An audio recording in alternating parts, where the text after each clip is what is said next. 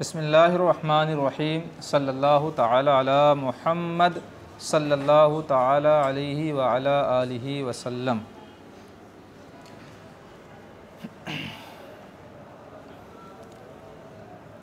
عربوں کے حالات کیسے تھے؟ نبی کریم صلی اللہ تعالی وسلم کو اشعار پسند تھے یا نہیں تھے؟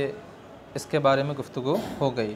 اب یہاں پہ یہ گفتگو ہو رہی ہے، کیا نبی کریم صلی اللہ علیہ وسلم نے کبھی شعر کہا یا نہیں کہا؟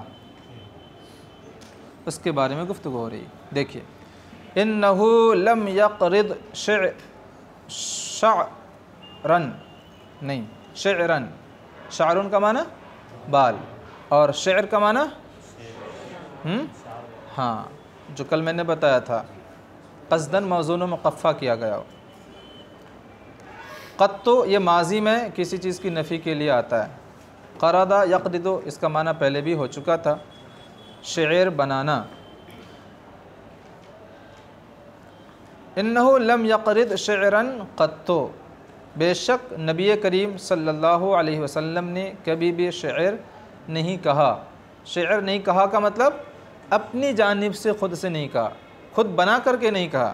کما جاء فی القرآن، جیسا کہ قرآن پاک میں آیا ہے۔ وما علمناہ الشعر وما ينبغی لہ، سورہ یاسین۔ اللہ ارشاد فرماتا ہے ہم نے انہیں شعر نہیں سکھایا، شعر گوئی نہیں سکھائی، اور یہ کام نہ ان کے لیے مناسب نہیں ہے، اور نہ یہ کام ان کے لیے مناسب ہے۔ ينبغی مناسب ہونا، لائق ہونا۔ لیکنہ کان قد ینشد ابیاتا حسانا، لیکن کیا دوسرے کے اشعار بھی حضور نہیں گنگناتے تھے؟ اس کے بارے میں گفتگو۔ انشد ینشد گنگنانا، بلند آواز سے پڑھنا۔ ابیات بیت کی جمع، حسان حسن کی جمع، حسنن کی جمع حسان، اچھے اشعار۔ لیکن نبی کریم صلی اللہ علیہ وسلم کبھی کبھی اچھے اشعار پڑھا کرتے تھے، قد برائے تقلیل۔ کما ورد انہ کان ینقل اللبن مع اصحابہ فی بناء المسجد الشریف بعد ہجرتہ الی المدینۃ المنورۃ۔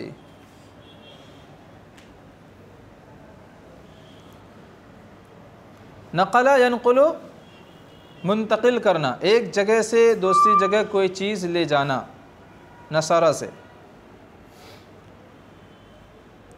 اللبن، اللبن کا معنی ہوتا ہے کچی اینٹ۔ پہلے کچی اینٹ بناتے ہیں، جب وہ سوکھ جاتی ہے اس کے بعد آگ میں پکاتے ہیں۔ پکانے سے پہلے کا مرحلہ ہو تو اس کو اللبن، یہ جمع ہے، واحد ہے لبنتن۔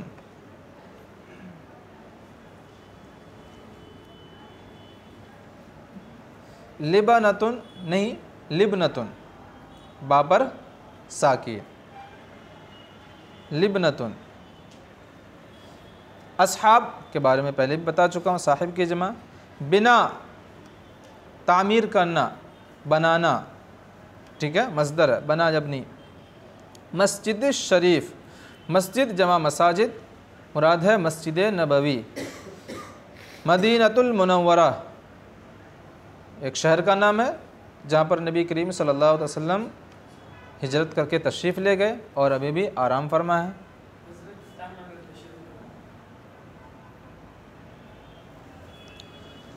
یرد وارد ہونا، پیش آنا۔ کما ورد انہ کان ینقل اللبن مع اصحابہ، جب مسجد نبوی کی تعمیر ہو رہی تھی تو صحابہ کرام کے ساتھ خود حضور صلی اللہ علیہ وسلم بھی کام کر رہے تھے، ٹھیک ہے، اور ایک جگہ سے دوسری جگہ پتھر اٹھا کر کے رکھتے، اینٹ کی ضرورت پیش آتی تو اینٹ اٹھا کر لا کر دیتے، اسی کے بارے میں۔ جس طرح کے مروی ہے یا وارد ہے کہ نبی کریم صلی اللہ علیہ وسلم اپنے اصحاب کے ساتھ، اپنے صحابہ کرام کے ساتھ کچی اینٹیں منتقل کرتے تھے۔ کس موقع پر؟ فی بناء المسجد الشریف، مسجد نبوی کی تعمیر کے موقع پر۔ کب؟ بعد ہجرتہ الی المدینہ المنورہ، مدینہ منورہ کی جانب ہجرت کے بعد. سمجھ میں آیا؟ وَيَقُولُ، اور یہ کہتے تھے، یعنی اینٹ بھی لے جاتے تھے اور اشعار میں یہ گنگنایا کرتے تھے حضور صلی اللہ علیہ وسلم. مدینہ منورہ ہجرت کرنے کے بعد مسجد نبوی کی تعمیر کے موقع پر اپنے اصحاب کے ساتھ، اپنے صحابہ کرام کے ساتھ اینٹ منتقل کرتے تھے اور یہ پڑھتے تھے کیا؟ ھذا الحمال لا حمال خیبر ھذا ابر ربنا واطہر اللہم ان الاجر اجر الآخرہ فرحم الانصار والمہاجرہ. حمال کا معنی ہوتا بوجھ، حمل کی جمع. اچھا، لا حمالہ اسی معنی میں ہے، حمل کی جمع بوجھ. خیبر ایک جگہ کا نام ہے جو مدینہ المنورہ سے کچھ فاصلے پر ہے. ٹھیک ہے، یہیں پر جنگ خیبر واقع ہوئی تھی. یہاں پر کھجور کے باغات کثرت کے ساتھ تھے. ھذا ابر، ابر یہ برن سے آیا، نیکی، زیادہ نیکی والا، اس میں تبذیل کا صیغہ. ٹھیک ہے، زیادہ ثواب والا. ربنا، یا ربنا، یا اقسم ربنا. ٹھیک ہے، میں اپنے رب کی قسم کھاتا ہوں. اطہر، زیادہ پاک ستھرا، اس میں تفضیل کا صیغہ. ترجمہ دیکھیے، ھذا الحمال، حضور یہ گنگناتے تھے، یہ بوجھ یعنی اینٹ کا ایک جگہ سے دوسری جگہ لے جانا، اور یہ جو بوجھ ہے یہ بوجھ خیبر کے بوجھ کی طرح نہیں ہے. کیوں؟ کیونکہ خیبر میں ایک جگہ سے دوسری جگہ کیا لے جاتے ہیں؟ کھجوریں. وہاں پر کھجور کے باغات کثرت کے ساتھ ہے. ایک جگہ سے دوسری جگہ کون سی چیز منتقل کرتے ہیں؟ کھجوریں. کھجوریں کیا کریں گے؟ کھائیں گے، ختم ہو جائے گی. لیکن یہ جو بوجھ ہے جو مسجد بنانے کے لیے ہم اٹھا رہے ہیں، یہ بوجھ اس بوجھ کی طرح نہیں ہے. کیوں؟ ہمارے رب کی قسم، یہ بوجھ زیادہ ثواب والا ہے اور زیادہ پاک ستھرا ہے. سمجھ میں آئی بات؟ ہاں، لاہم، لاہم یہ اللہم کا مخفف ہے. کیا؟ اللہم کا مخفف. لاہم وزن شعری کے لیے الف کو، حمزہ کو گرا دیا. اللہم یہ اصل میں ہے لاہم ان الاجر اجر الآخرہ، بے شک اے اللہ، بے شک حقیقتاً کامل اجر و ثواب تو آخرت کا اجر و ثواب ہے. فرحم، رحمہ یرحم، رحم فرمانا، رحمت نازل کرنا. انصار مدینہ والے کو کہتے ہیں جنہوں نے نبی کریم صلی اللہ علیہ وسلم کی مدد کی بے شمار مواقع پر. ناصر کی جمع انصار، مدد کرنے والا. مہاجرہ، یہ مہاجرن کا مؤنث ہے. ٹھیک ہے، تو یہاں پر الجماعت المہاجرہ، ہجرت کرنے والی جماعت. سمجھ میں آ گئی بات؟ چلیں، تو اے اللہ انصاری کرام اور مہاجرین کرام پر تو رحم فرما، ان پر رحمت نازل فرما. سمجھ میں آیا؟ تو اس سے پتہ چلا کہ نبی کریم صلی اللہ علیہ وسلم اچھے اشعار گنگنایا کرتے تھے، لیکن یہ خود حضور کے اشعار نہیں تھے. سلیس ترجمہ دیکھیں، انہو لم یقرد شعرا قط، بے شک نبی کریم صلی اللہ علیہ وسلم نے کبھی خود سے شعر نہیں کہا، خود سے بنا کر شعر نہیں پڑھا، جیسا کہ قرآن پاک میں آیا ہے وما علمناہ الشعر وما ينبغی لہ، کہ ہم نے انہیں شعر کی تعلیم نہ دی اور نہ یہ ان کے لیے مناسب ہے. لیکن حضور صلی اللہ علیہ وسلم اچھے اشعار گنگنایا کرتے تھے، جیسا کہ وارد ہے کہ نبی کریم صلی اللہ علیہ وسلم مدینہ شریف ہجرت کرنے کے بعد مسجد نبوی کی تعمیر کے موقع پر اپنے صحابہ کرام کے ساتھ اینٹ منتقل کرتے تھے اور یہ پڑھا کرتے تھے، ھذا الحمال، یہ بوجھ خیبر کے بوجھ کی طرح نہیں ہے، ہمارے رب کی قسم یہ زیادہ ثواب والا اور زیادہ پاک ستھرا بوجھ ہے۔ اے اللہ، بے شک کامل اجر تو آخرت کا اجر ہے، حقیقی اجر و ثواب تو آخرت کا اجر و ثواب ہے، تو انصار اور مہاجرین پر رحم فرما۔ وفی روایت انہ کان یبنی المسجد وعبد اللہ بن رواحۃ یقول افلح من يعالج المساجد فيقوله صلی اللہ علیہ وسلم فيقول عبد اللہ بن رواحۃ يتلو القرآن قائما وقائدا فيقوله رسول اللہ صلی اللہ علیہ وسلم۔ وروی عنہ هكذا في مواضع اخرى ايضا انه كان يتمثل بالشعر في النصائح والحکم۔ بنا یبنی کا معنی ہوتا ہے تعمیر کرنا، ابھی جیسا کہ گزرا مصدر بنا۔ افلح یفلح، افلاح کا معنی ہوتا ہے کامیاب ہونا۔ عالج یعالج کا معنی ہوتا ہے علاج کرنا، دوائی علاج کرنا، ٹھیک ہے۔ اور اس کے ساتھ یعالج المساجد، مسجد کی جمع الف اشباع کے لیے، ٹھیک ہے، وزن شری کے لیے۔ تو مسجد کا علاج کرتے ہیں، مسجدوں کا علاج کرتے ہیں، مطلب مسجدوں کی تعمیر کرتے ہیں، مسجدوں کی اصلاح کرتے ہیں، کہیں ٹوٹ گئی پھوٹ گئی تو اس کی اصلاح کرتے ہیں۔ اچھا، ایک اور دیکھ لیجئے، تلا یتلو کا معنی تلاوت کرنا، قائما وقاعدا بالکل واضح ہے۔ مواضع، موضع کی جمع ہے، جگہیں، مواقع۔ تمثل، یتمثل کا معنی ہوتا ہے مثال دینا، مثال پیش کرنا۔ شعر، تمثل بالشعر، شعر کے ذریعے سے مثال پیش کی۔ نصائح، نصیحتوں کی جمع، نصیحتوں کے موقع پر۔ والحکم، اور حکمتوں کے موقع پر، حکمت بھری باتوں میں۔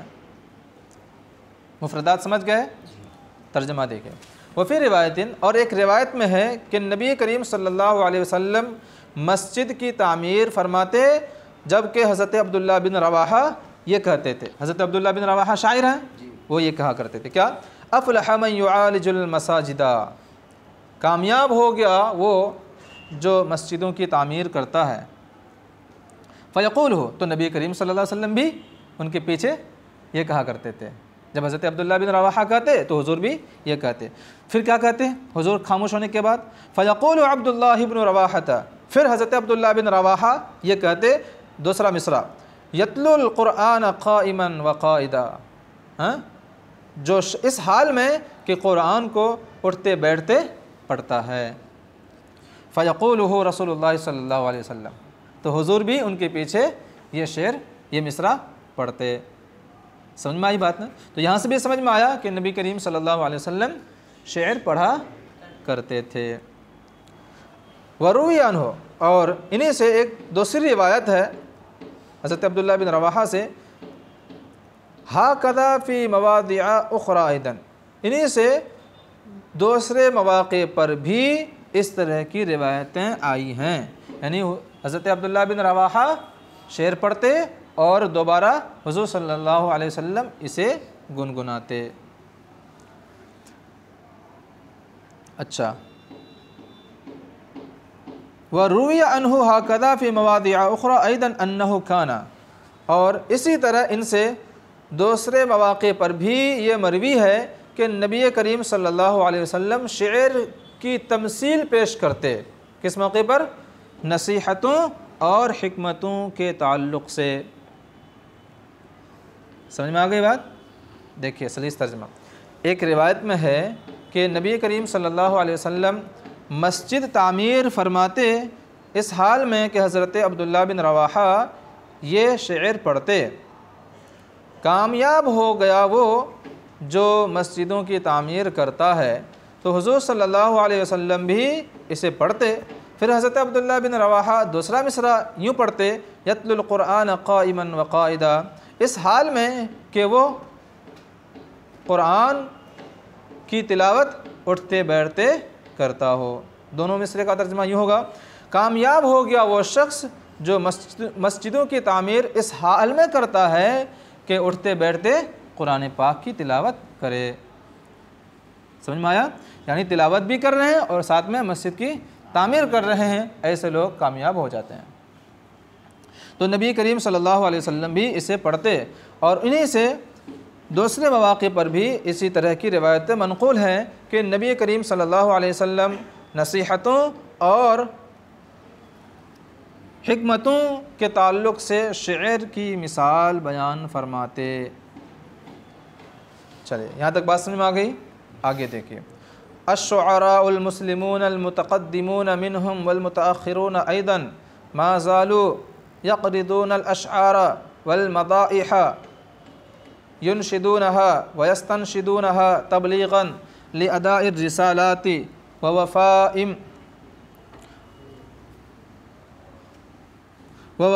بالواجبات وتقديرا للحق وتنكيلا للباطل اثباتا لحقائق التاریخ وترویحا للانفس والارواح۔ مفردات دیکھیے، شعراء شاعر کی جمع، متقدمون متقدم پہلے، متاخرون بعد والے، ما زالہ کے بارے میں بالکل واضح ہے، کسی کام کا لگاتار کرتے رہنا، قرض یقرض ما زالوا یقرضون الاشعار، کہ یہ لوگ ہمیشہ اشعار بناتے رہتے، والمدائح اور نعتیہ کلام پڑھتے، نعتیہ کلام لکھتے، کس حال میں؟ ینشدونہا، کہ یہ لوگ خود ان کو گنگناتے تھے، ویستنشدونہا، اور دوسرے کو گنگنانے کے لیے کہتے، دوسرے کو پڑھنے کے لیے کہتے۔ سمجھ میں آ رہی بات؟ اچھا، کیا مقصد کیا تھا اس سے، ان اشعار سے؟ تبلیغاً لاداء الرسالات، تبلیغ پہنچانا، ادائیگی ادا کرنا، پہنچانا، اس کا بھی معنی وہی ہوتا ہے۔ رسالات رسالتن کی جمع، معنی ہے پیغام، پیغام کی تبلیغ کے لیے، پیغام پہنچانے کے لیے اشعار کے ذریعے سے پیغام پہنچاتے تھے، اور کیا کرنے کے لیے؟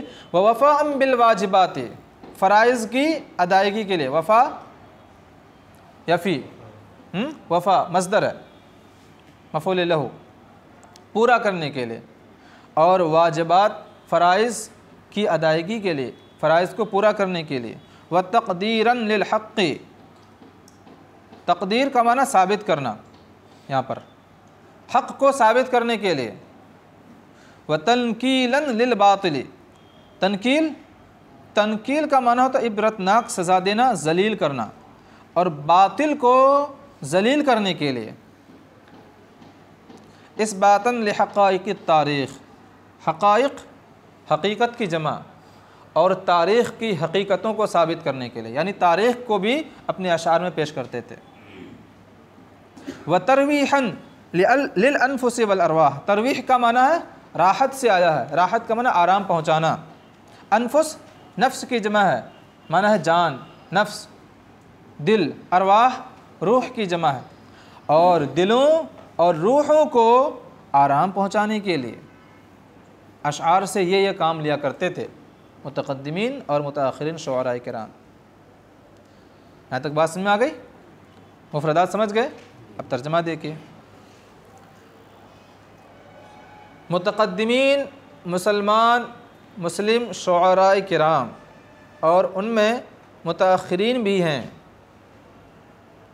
متقدمین یا یوں کہہ لیجیے کہ مسلم متقدمین اور متاخرین شعراء اشعار اور نعتیہ کلام لکھتے رہتے تھے، انہیں خود گنگناتے تھے اور دوسروں سے بھی گنگنانے کے لیے کہتے، پیغام کو پہنچانے کے لیے، فرائض کی ادائیگی کے لیے، حق کو ثابت کرنے کے لیے، باطل کو ذلیل کرنے کے لیے، تاریخ کی حقیقتوں کو ثابت کرنے کے لیے، اور دلوں اور روحوں کو آرام پہنچانے کے لیے۔ سمجھ میں آیا؟ چلیے، شعر کسے کہتے ہیں؟ اچھا، پہلے اس کا سلیس ترجمہ ایک بار پھر دیکھ لیجئے۔ بے شک متقدمین اور متاخرین مسلم شعراء بھی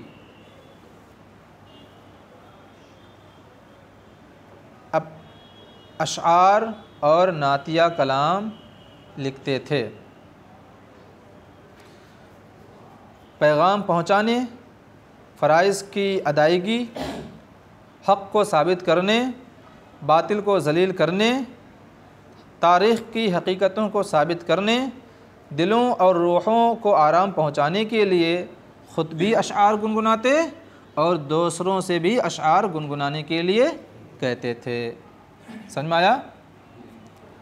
آگے شعر کسے کہتے ہیں، مدیح کسے کہتے ہیں؟ شعر کے بارے میں تو میں نے بتا دیا۔ مدیح کسے کہتے ہیں جو ہم نے شروع میں بتایا تھا پہلے دن میں، دیکھیں یہاں پر، الشعر الذي يمدح به النبي صلی اللہ علیہ وسلم يسمى في اللغة العربية بالمديح وشعراء الفارسية والأردوية يسمونه بالنعت۔ مدح یمدح تعریف کرنا، یمدح جس سے تعریف کی جائے، وہ شعر جس کے ذریعے سے نبی کریم صلی اللہ علیہ وسلم کی تعریف کی جائے۔ یسمّا، سما یسمی تسمیہ، یسمّا مجہول کا صیغہ، نام رکھنا، نام متعین کرنا، فی اللغۃ العربیہ، عربی زبان میں، عربی زبان میں اسے مدیح کا نام دیا جاتا ہے، عربی زبان میں اسے مدیح کا نام دیا جاتا ہے، ٹھیک ہے۔ اچھا، والشعراء الفارسیہ، فارسی اور اردو کے شعراء، یسمونہ بالنعت، اس شعر کو کیا کہتے ہیں؟ نعت کہتے ہیں، جس کے ذریعے سے نبی کریم صلی اللہ علیہ وسلم کی تعریف کی جائے۔ اچھا، والمدیح یعم النثر والشعر سواء یصدر ذلك عن انسان او ملک او جن فی حیاتہ صلی اللہ علیہ وسلم او بعد وفاتہ علیہ الصلاۃ والتسلیم۔ اچھا، اور مدیح، عم یعم کا معنی عام ہونا، شامل ہو جانا، مدیح عام ہے، نثر کو بھی اور شعر کو بھی۔ نثر بغیر وزن کے تعریف کی جائے، حضور صلی اللہ علیہ وسلم ایسے تھے، حضور صلی اللہ علیہ وسلم ایسے تھے، ٹھیک ہے، نثر میں۔ اچھا، اور یہ مدیح نثر اور شعر دونوں کو عام ہے، خواہ صادر ہونا، ظاہر ہونا، خواہ یہ کسی انسان کی جانب سے صادر ہو، فرشتے کی جانب سے صادر ہو، یا جن کی جانب سے صادر ہو، فی حیاتہ اور بعد وفاتی، خواہ حضور صلی اللہ علیہ وسلم کی زندگی میں ہو یا وفات کے بعد ہو، یہ سب کو شامل ہے مدیح کا لفظ۔ سمجھ میں آئی بات؟ چلا، اچھا، چاہے نبی کی زندگی میں شعر کے ذریعے سے تعریف کریں یا نثر کے ذریعے سے تعریف کریں، اس کو مدیح کہیں گے، یا حضور کی زندگی کے بعد کریں اس کو بھی مدیح کہیں گے، فرشتے کی جانب سے ہو یا جنات کی جانب سے ہو یا انسان کی جانب سے ہو، اسے کیا کہیں گے؟ مدیح کہیں گے۔ اچھا، وہ اشعار جو نبی کریم صلی اللہ علیہ وسلم کی وفات کے وقت حضور صلی اللہ علیہ وسلم کی ان اشعار کے ذریعے سے خوبیاں بیان کی گئی تھی، ان کے بارے میں کہہ رہے ہیں کہ ان کو کیا کہیں گے؟ تو کہہ رہے ہیں کہ ان کو بھی مدیح کہیں گے، لیکن ایک دوسری اصطلاح بھی یہاں پر قائم ہے، وہ کیا ہے؟ وہ رثا، جس کو آپ اردو زبان میں مرثیہ کہتے ہیں، ٹھیک ہے۔ مرثیہ میں کیا ہوتا ہے؟ جائز نہیں ہے، جو عام طور سے جو مرثیہ کیا جاتا ہے، کپڑے پھاڑنا وغیرہ کرنا اور بیجا مبالغہ بیان کرنا، مبالغہ کے ساتھ ان کی تعریف کرنا، یہ جائز نہیں ہے۔ نوحہ خوانی، وہی رونا دھونا پیٹنا وغیرہ، وہ الگ ہے۔ تو کسی کے وفات کے وقت کسی کی تعریف کرنا اشعار کے ذریعے سے، اور نبی کریم صلی اللہ علیہ وسلم کی تعریف و توصیف، محاسن، خوبیاں صحابہ کرام نے ان کی وفات کے وقت اشعار کے ذریعے سے کی تھی، ان کو رثا کہا جاتا ہے، بکسر را، ٹھیک ہے۔ یہ حقیقت پر مبنی ہے، یہ جائز ہے، ٹھیک ہے۔ اگر مبالغے کے ساتھ ہو تو جائز نہیں ہے۔ سمجھ میں آئی بات؟ دیکھیے، والابیات التی رثا به اصحاب النبی صلی اللہ علیہ وسلم، اور وہ ابیات، وہ اشعار جن کے ذریعے سے نبی کریم صلی اللہ علیہ وسلم کے صحابہ کرام نے آپ کی تعریف کی، کب؟ متصلا بوفاتی، آپ کی وفات سے بالکل متصل، آپ کے وفات کے فوراً بعد، فہی تسمى بالرثا، ان کو کیا کہا جاتا ہے؟ رسا کہا جاتا ہے۔ صرف ایک اصطلاح الگ ہو گئی، ورنہ حضور کی وفات کے بعد متصل نہیں، بہت دیر کے بعد جو اشعار بیان کیے جاتے ہیں ان کو بھی کیا کہا جاتا ہے؟ مدیح کہا جاتا ہے۔ والابیات التی رثا بها اصحاب النبی صلی اللہ علیہ وسلم متصلا بوفاتہ فہی تسمى بالرثا، اور وہ اشعار جن کے ذریعے سے صحابہ کرام نے نبی کریم صلی اللہ علیہ وسلم کی تعریف و توصیف بیان کی حضور کے وفات کے فوراً متصل، تو انہیں رثا کہا جاتا ہے۔ لیکن القصائد الاخرى التي تدفقت بها قرائح الشعراء المسلمين قديما وحديثا وتنورت وتبلجت بها جباه المحبين وخطها بيمينهم المادحون كلها من المديح۔ قصائد یا قصیدۃ کی جمع قصیدہ کہتے ہیں الابیات المنظومۃ علی وزن واحد بحیث لا تقل عن 7 ابیات، یعنی اشعار کا وہ مجموعہ جن کا وزن ایک ہو، قافیہ بھی ایک ہو اور کم سے کم 7 اشعار ہوں، ان کو قصیدہ کہا جاتا ہے۔ سمجھ میں آئی بات؟ اچھا، تدفق یا تدفق کا معنی ہوتا ہے لبریز ہو جانا، بھر جانا۔ قرائح قریحتن کی جمع معنی ہے طبیعت، طبیعتیں۔ قدیم پرانے، حدیث کا معنی ہے نیا، ٹھیک ہے، وہ حدیث رسول کے معنی میں نہیں ہے، حدیث کا معنی ہے نیا۔ تنورہ یتنور، نور سے آیا ہے، روشن ہو جانا، منور ہونا۔ تبلج یتبلج، اس کا معنی بھی ہوتا ہے روشن ہو جانا۔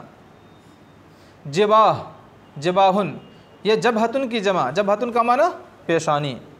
محبین، محبت کرنے والوں کی پیشانیاں۔ خطہ یخطو، نصرہ سے، خط کھینچنا یعنی لکھنا۔ بیمین، یمین کا معنی دائنا ہاتھ، ٹھیک ہے، مراد ہے مطلقاً ہاتھ۔ مادح، مادح کا معنی تعریف کرنے والا۔ کلھا من المدیح، واضح ترجمہ دیکھیں۔ لیکن وہ قصیدے جن کے ذریعے سے نئے اور قدیم اور متاخرین مسلمان شاعروں کی طبیعتیں بھر گئیں، پر ہو گئیں، لبریز ہو گئیں، منور ہو گئیں، اور جن قصیدوں کے ذریعے سے محبت کرنے والوں کی پیشانیاں روشن ہو گئیں۔ وخطھا بیمینہم المادحون، اور جن قصیدوں کو تعریف کرنے والوں نے اپنے ہاتھوں سے لکھا۔ کلھا من المدیح، یہ سب کے سب قصیدے کس سے ہیں؟ از قسم مدیح ہیں، یعنی مدیح کی قسم میں شمار کیے جاتے ہیں۔ سمجھ میں آئی بات؟ تو لیکن القصائدہ سے لے کر کے المادحون تک یہ ہو جائے گا، لیکن کا اسم، کلھا من المدیح یہ ہو جائے گی اس کی خبر، ٹھیک ہے۔ پھر سلیس ترجمہ دیکھیے شروع سے۔ الشعر الذی یمدح بہ، وہ شعر جس کے ذریعے سے نبی کریم صلی اللہ علیہ وسلم کی تعریف کی جائے اسے عربی زبان میں مدیح کا نام دیا جاتا ہے۔ فارسی اور اردو شعراء اسے نعت کا نام دیتے ہیں، اور مدیح نثر اور شعر دونوں کو عام ہے، خواہ یہ کسی انسان، فرشتے یا جنات کی جانب سے صادر ہو، واقع ہو، خواہ حضور کی زندگی میں ہو یا حضور کی وفات کے بعد، سب کو مدیح عام ہے۔ اور وہ اشعار جن کے ذریعے سے اصحاب نبی صلی اللہ علیہ وسلم نے نبی کریم صلی اللہ علیہ وسلم کی وفات کے فوراً متصل حضور کی تعریف کی تھی، فہی تسمى بالرثا، ان ابیات کو رثا کہا جاتا ہے۔